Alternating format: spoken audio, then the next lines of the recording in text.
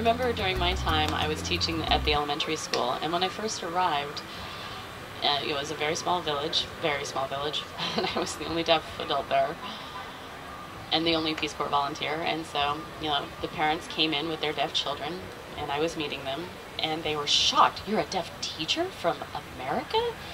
And my supervisor explained, yeah, he's got a university degree, blah, blah, blah. And they were all like, "You went to college? He has a degree?" And my supervisor said, yes, And so the parents started to think, They went back to their homes and, of course, spread like wildfire that there was a deaf American with a college degree in the village.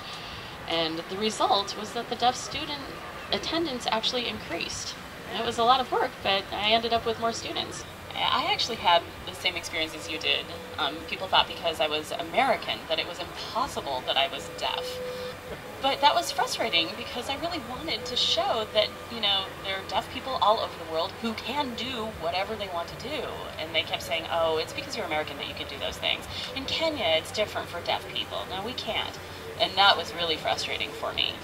I was like, come on in, I'll teach you. We've got deaf Americans, we've got all different varieties of people in America, but, that they used the word deformed really kind of threw me.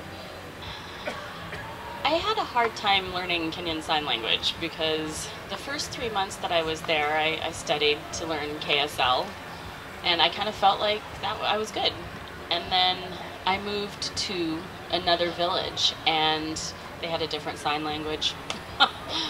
And their language was so completely different. It was more kind of a home sign type of, thing. So it took me another 3 months to learn that. We sign, for example, white here. There they sign white. And of course, you'll want to know why. So 99% of the population there is black-skinned. And so this part of the inner arm, they use to describe white. I thought it might be brown, but it was white, and that's how they identified me. That was my sign name, actually, from then on, even though my last name is Brown. They would introduce me as a professor from Gallaudet, and then I would get up there and sign. My name was Francis Parsons, and the audience would clear out, which was shocking. And I learned through, just by talking to people that they would prefer that I spoke instead of using sign language. In St. Lucia, it was like night and day. Here I had an active community, a social life, technology, TTYs back then. And then I got to Lucia and they had nothing. I mean, nothing. They called me deaf and dumb. That was a culturally okay thing for them. So I would say they trail the U.S. by about 30 years, so it was difficult and frustrating.